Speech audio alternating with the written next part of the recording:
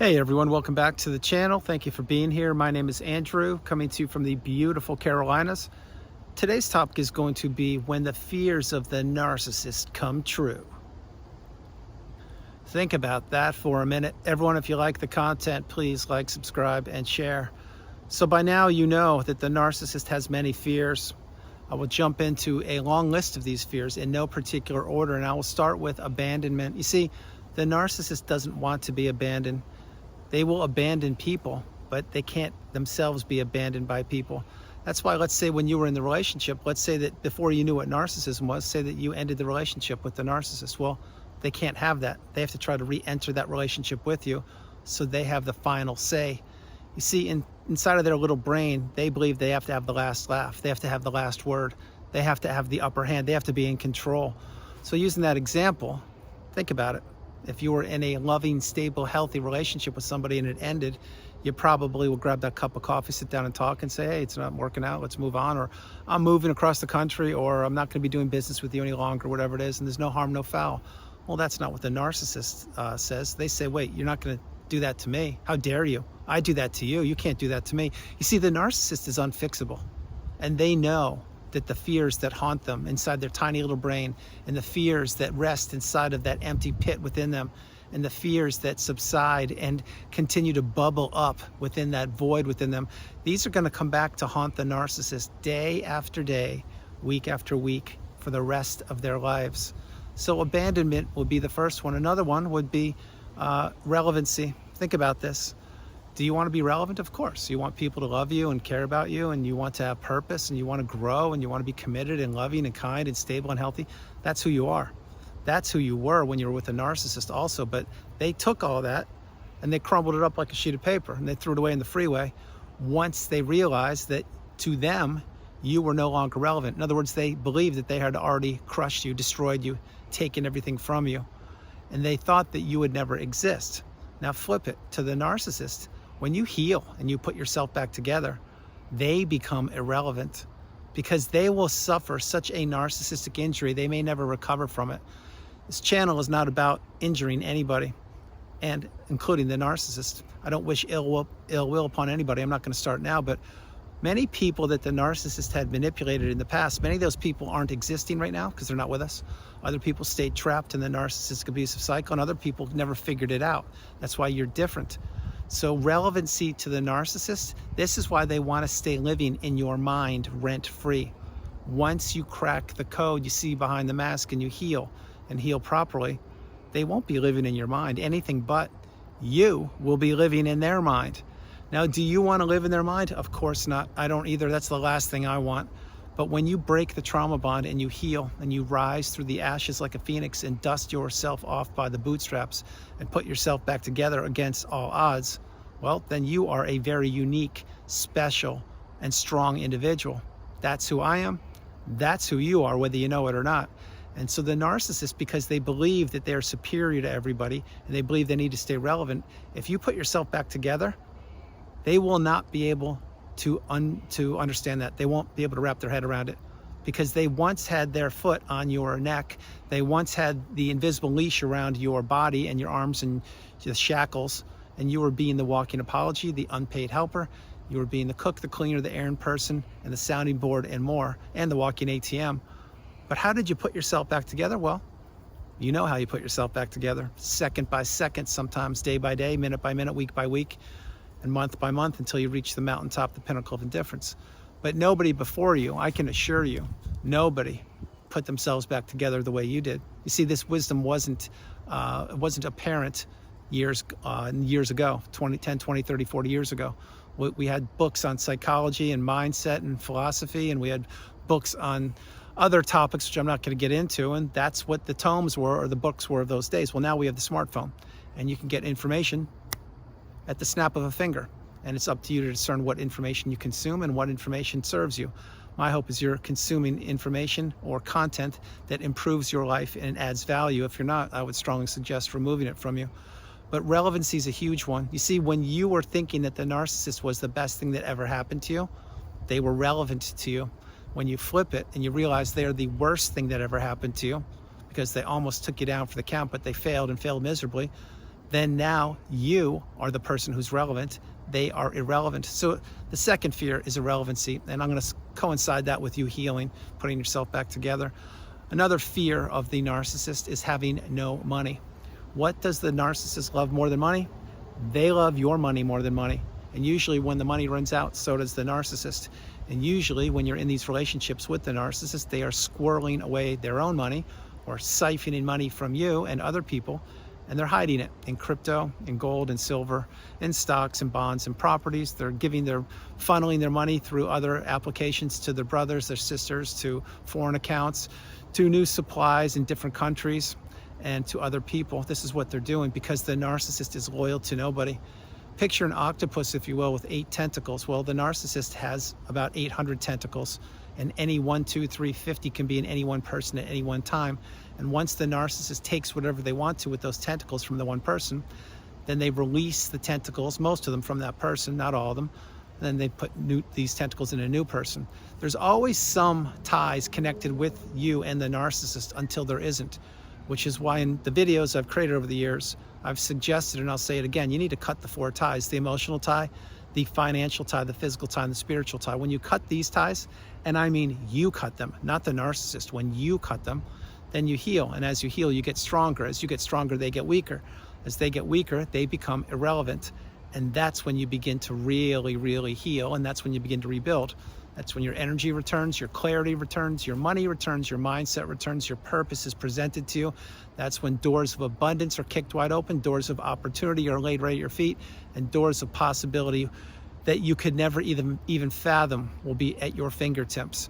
But none of these can take place as long as you're tethered to the narcissist. It doesn't work that way because this is an energetic exchange between you and the toxic person. That's why you need to get these people out of your aura, out of your mind, out of your life, out of your energy field, and out of any communication avenues that were open to them to you. You need to close those all down, which is why I suggest in every video, go no contact, block them, delete them, remove them, and all flying monkeys and people associated with them. If not now, when? What are you waiting for? Another thing the narcissist fears, and when the fear comes true, we talked about money, irrelevancy, is, again, I'll touch on this, when you heal, the narcissist will not be able to understand that because they still have flying monkeys looking at you, enablers spying on you, and quite possibly, truth be told, the narcissist is probably watching you too, with a burner account, a bogus account, someone else's social media, someone else's platform, whatever they're doing, but they keep tabs and they check on their former sources of supply, many times directly, sometimes indirectly, but it's what these parasites do. That's why you want to know nothing about them, and you don't want them to know anything about you. But when the narcissist is spying on you, kind of like the way you used to spy on them, remember? After the discard, what were you doing? Well, number 1, you were in the trauma bond. Number 2, you were looking for answers to the questions you had. Number 3, you wanted closure. Number 4, you thought you couldn't live without that person. And number 5, they knew all those things, which is why they didn't want to do one thing they didn't want to lift one finger to help you out. They wanted to twist the knife in you as deep as possible. But when the tide turns and you've healed and you want nothing to do with these people, and that's a great place to be, they will be looking at your social. They will be learning about you. I am not saying they're studying and trying to spend 10 or 20 hours doing it. I'm saying if you cross their mind, they will do a little investigating. And you may say, why would they do that, Andrew? Well, because they want to see if you made it. They want to see how you look. They want to see how you're using your words. They want to see your hair color. They want to see if you're married again. They want to see if you put yourself back together, if you've gotten the message, and they want to see if they still matter to you. And when they don't matter to you, that's a great thing. That's why you need to understand healing is instrumental, healing is paramount, and healing must be done by you. No one else can heal you. Nobody can heal you. You can take wisdom from people who have been in the narcissistic cycle. You can take education from people who know what they're talking about. My hope is they've been in the cycle also. And you can couple your real life experiences with the education, and that does equal wisdom. But you must remember, no one's going to heal for you. You have to do this. And if anybody tells you you will heal in a certain period of time, don't believe them. It's not true. I'm not going to focus on that, but nobody, and I mean nobody, can tell you when you will heal. You will heal when you are ready to receive the message, and you will know when you're healed, because that's when you won't be watching as many videos. That's when you won't need to have as much support as you have listed recently, and that's when you will realize all the answers to the questions you were looking for. You have most of them, not all of them, but you have most of them. So another one is when you heal. That's another fear of the narcissist. You need to remember that the narcissist looks at supply sources, whether they are romantic or not, as fuel sources, as people, not as beautiful, bright, shining lights. They look at them as things to plug into the outlet in your house, like a toaster, an appliance, whatever, garden hose, whatever it is, who knows, not that you plug that into an electrical outlet, but some tool, something that you use, a shovel, a pitchfork, a brick, a hammer, whatever it is, or a toaster. You get the whole point. But the narcissist looks at those things, and what they want to do is come back and use those whenever they want to. Notice I said the word use. That's what the narcissist does. They use people. They abuse people. They manipulate people. They don't care about human beings the way you care about people or the way I care about people. They want to extract things from people. They want to insidiously creep in these people's lives, steal everything out from under them, blame them, discard them, wash, rinse, repeat, or rinse, wash, repeat. So that's another fear of the narcissist, which is you healing. Another one is trying to find your replacement. Yes, the new supply. Now you may say, well, no, the narcissist I know, they have a new supply, and the new supply is 20 years younger than them. They have a lot of money, they're driving a fancy car, and they're living their best life. Well, if that's true, and it probably isn't, but maybe the narcissist wanted you thinking that, I can't tell you. You need to understand behind the hood or underneath the car or in the moving car or in the house, there's toxicity going left, right, and center. One of those two people, the new supply or the narcissist or both, are abusing each other any way you cut it, because the new supply is either a former source of supply, a shiny new object, which is a new person who's naive and vulnerable, or they're a toxic person, maybe even worse than the person you're considering. But anyway you cut it, it's not puppies and rainbows and unicorns and snickerdoodles, it's toxicity central. And you need to remember also that the more the narcissist lives on the planet, the older they get, the worse they get. The worse they get, the more they have to dish out all the toxicity, and the more they have to dish it out, the more people around them see behind the mask, which is another one. How about this one? You didn't expect I would say this. Another fear of the narcissist is this, and I've never said in a video, but I'll say it right now. They fear that the flying monkeys, or people that are subservient to them, you could call them enablers too, all three are interchangeable but unique to themselves, but the support system of the narcissist, let's call it that way, they fear that that's going to blow up one day.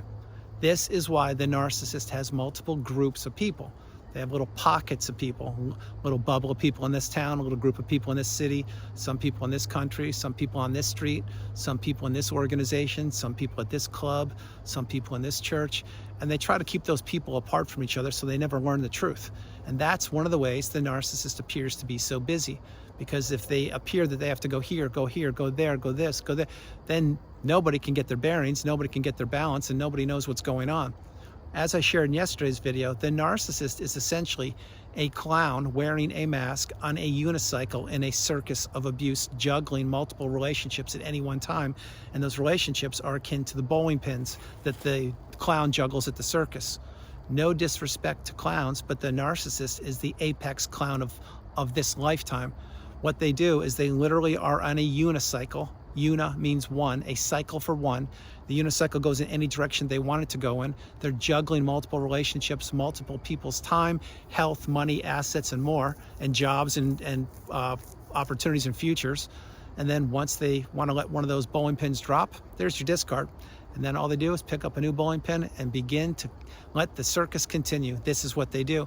So when the enablers or the flying monkeys begin to get a whiff or a hint of the truth, not what the narcissist was selling them or peddling, then this is a big fear of the narcissist. It's a real big fear, because what they will be saying to themselves, the narcissist, is, wait a minute, I had all these people fooled for 25 years. I had their kids in my kids' school with them. I babysat for them, or they babysat for me, or we went to the pool together, or we went into business together, or we attended all the fancy parties together, but now they're seen behind the mask. They're not talking to me as much. Well, guess what, narcissist? In time, everybody reveals themselves.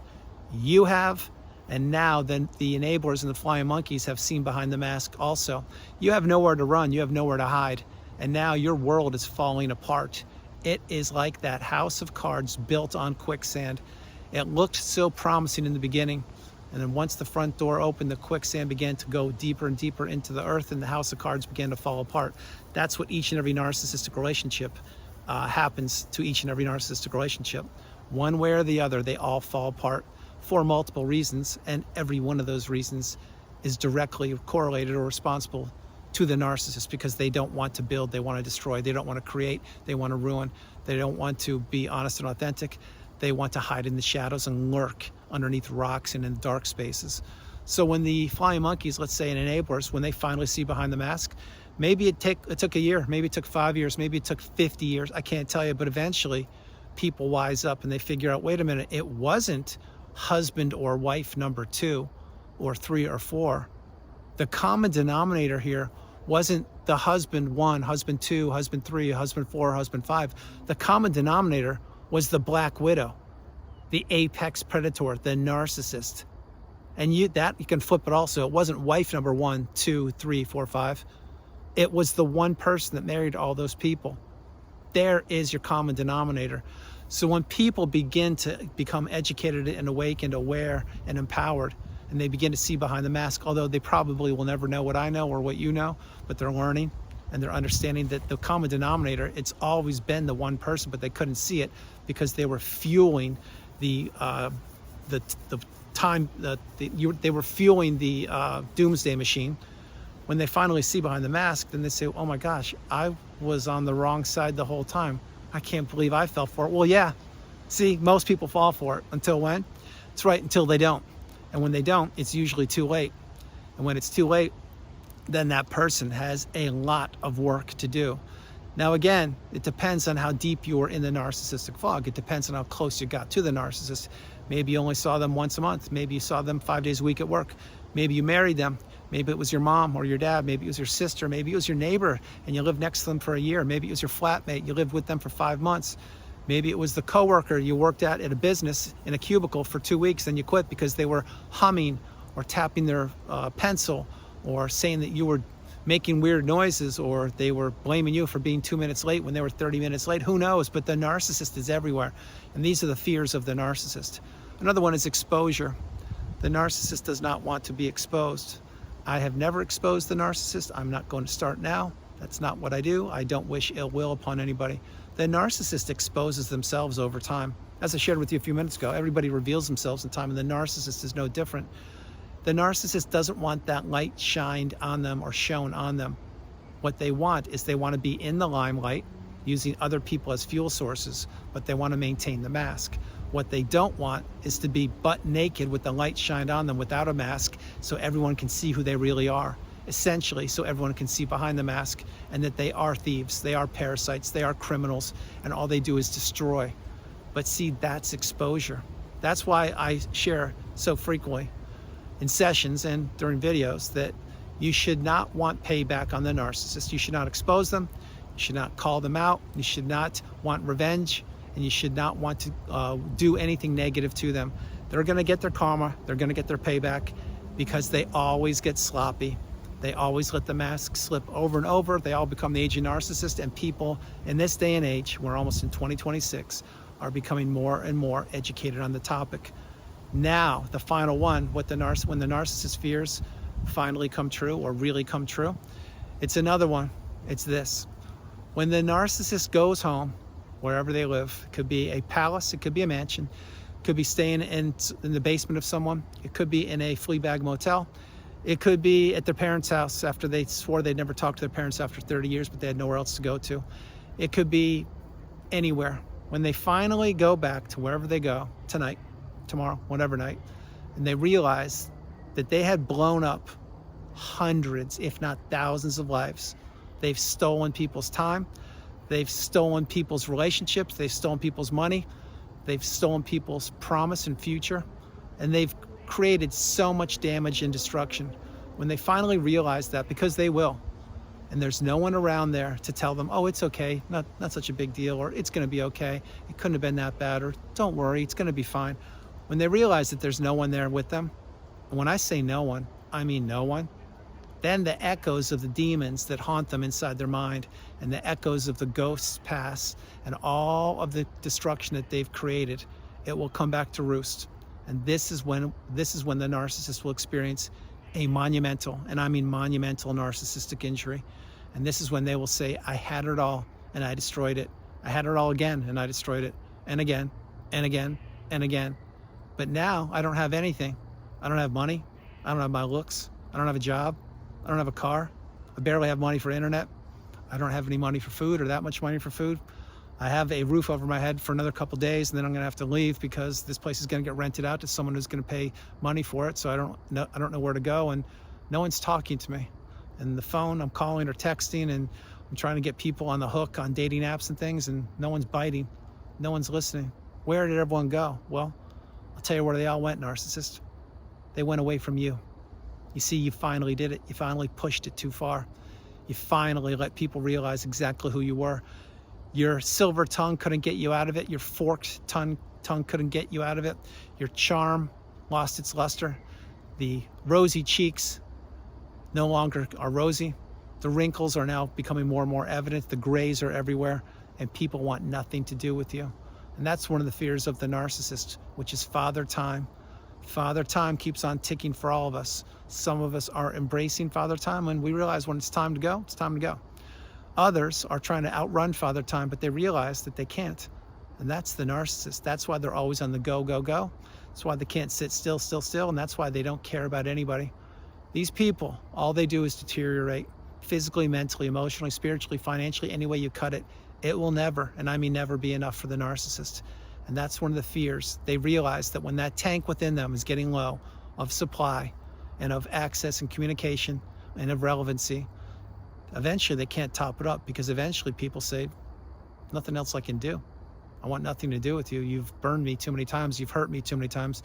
You stole all the money from me. You stole my wife. You stole my husband. You won't let me talk to my kids. So when people close the avenues, eventually it all comes back to roost, and it will come back to get the narcissist in the long run. Maybe not today, maybe not tomorrow, maybe tonight, maybe next week, but it will happen, believe me. If it hasn't happened yet, it will happen. So everyone, that's the video. I hope you liked it. I loved doing it from the beautiful Carolinas. This is Andrew. Namaste. Have a great afternoon, evening, or morning. No matter where you are on the planet, you are not alone. I love you all, and I'll talk to you tomorrow. Before I close the video, a few things. One, when the fears of the narcissist come true, these come true a lot more than you would think. And I can give you smaller examples, and I'll do that right now. And also, what the narcissist puts out into the cosmos, the universe, the ethos, this planet called Earth, whatever, it comes back.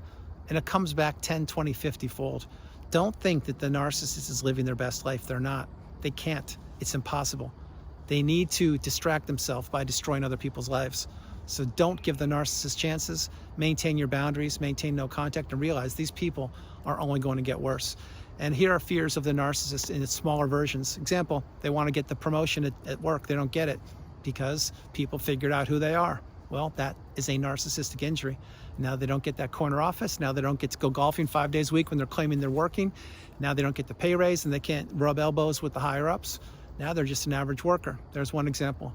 Another one is when they just got a car, whatever car it is, could be brand new. Let's say it is, and let's say it costs 40 grand. I don't know what cars cost. Let's say it is. And then their friend just got a brand new car because they needed a car, not because they're in competition with the narcissist, but they got a different car, and it's 80 grand, and it's got more bells and whistles, and it's the fancier car, whatever. Well, the narcissist, that's an injury to them too, because you see, they were buying the car for the appearance. The narcissist was. The other person was buying the car because they have the money and they just want a better car. But the narcissist doesn't have the deep pockets, so that will create an injury. The narcissist is nothing but riddled with injuries. They will never let you know these things, but when you were in the relationship with them, you paid the price because you were so close to them. That's why when the front door would open, when you were living with the narcissist, you never could figure out would be Dr. Jekyll or Mr. Hyde. And sometimes the narcissist was in a really horrible mood. It's because something didn't go their way that day, but they would take it out on you. And then sometimes the narcissist would be on cloud 9, and you'd be saying, what's going on? It's a Tuesday night, and I mean, you're home early, and why are you in such a good mood? Well, it's because they were doing something they shouldn't have been doing, or they got supply from someone else's demise or from doing something else to somebody else, and then they were going to put on their game face and give you a mini love bomb. Although it wasn't because you did something, they were just trying to keep you tethered to them longer. See, the layers of the onion get peeled back more and more and more. That's why we're always learning. There's not one person on this planet that has all the answers on humanity, behavior, narcissism, empathy, or anything. You can think that one person has all the answers. They don't. I am learning every single moment, as are you. That's why you need to be very careful of the content you consume. Make sure it's helping you and improving your circumstances in your life. I love you all. God bless you, and I'll talk to you tomorrow. Have a great day, guys. Bye.